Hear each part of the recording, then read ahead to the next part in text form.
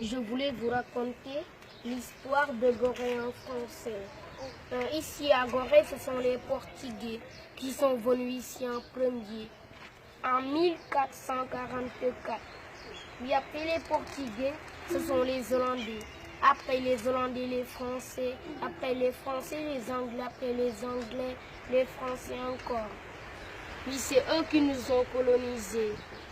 L'esclavage, ça a été aboli par Victor Schœlcher.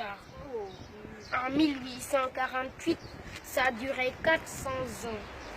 Puis le premier député noir du Sénégal à l'Assemblée nationale française, Maître Blaise Diagne.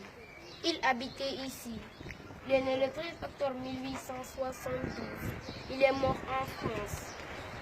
Puis ici, la distance de l'île est de 900 mètres de long sur 300 mètres de large. Alors ça nous donne 27 hectares. Puis ils venaient ici, les Français, et ils faisaient l'échange. Ils amenaient des miroirs, des fusils, des pacotis en échange des esclaves.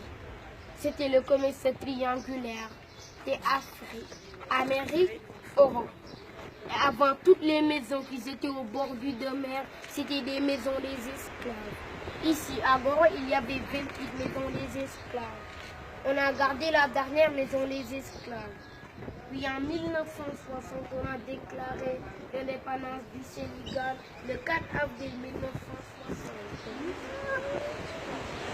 Et voyez qu'ici, à Gorée, on a des couleurs différentes. Rouge portugais, jaune hollandais et blanc français. Et voyez la statue près de la maison des esclaves. On ne la voit pas ici, mais c'est de l'autre côté. Ça, c'est la statue de la libération de l'esclavage pour nos frères guadeloupéens. C'est les frères guadeloupéens qui nous ont fait ça le 31 juillet 2002. Un portoil sans retour, avant il y avait un pont pour amener les esclaves. Ceux qui étaient malades ou blessés, on les balançait dans l'eau. Les requins venaient le manger. Parce qu'en cours de route, il n'y avait pas d'hôpital. Et ceux qui posaient 60 kilos, on les amenait les vendre en Amérique, en Haïti, au Cuba, etc. Ceux qui posaient moins de 60 kilos, on les laissait dans la salle des finances temporaires. On les engraissait. Le haricot du niébé, mélanger ça avec l'huile de palme pour qu'ils posent 60 kilos. Et École Mariamba, excellent des meilleures jeunes filles.